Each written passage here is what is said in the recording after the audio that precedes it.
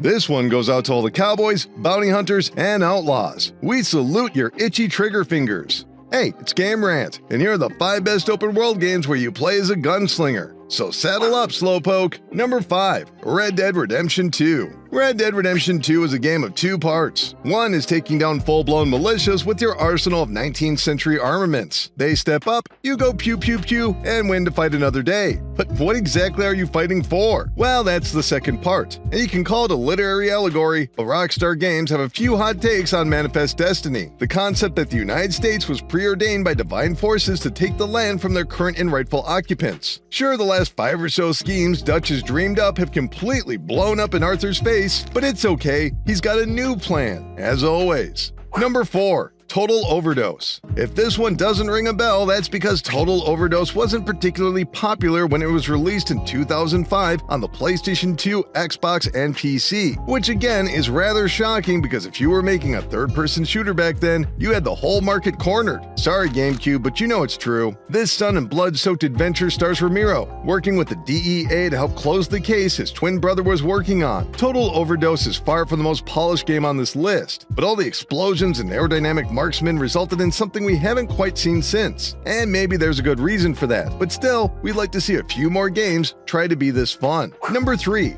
Westerado Double Barreled. Westerado Double Barreled is a few bazillion pixels shy of being the next Red Dead Redemption, utilizing the graphical style of early 1980s color computers and the blocky characters of the Atari 2600, and somehow it feels every bit as gritty, dry, and hot as Rockstar's Wild West. Westerado won't even crack the 3-hour mark, showing how distilled this experience is, but there's still a surprising amount of replayability with randomized features, including the very person you're attempting to get revenge on. This game didn't light up the charts in 2015, but as time has gone on, it's developed a devoted cult following, wistful for a sequel they never got. Number 2. Fallout New Vegas. You are many, many things in Fallout New Vegas, most of which is woefully underqualified for whatever trouble you're getting into in the radiated West Coast. But one undeniable attribute of New Vegas is your character's proclivity to resort to firearms, of which there are oodles from rifles to pistols, all of which can be used in conjunction with the VAT system, which allows players to target specific parts of the body. Slap in some explosive ammunition and it's good night cupcake. Like pretty much everything else in New Vegas, you could break the system, and that's why it's still the best Fallout to some players. Number 1.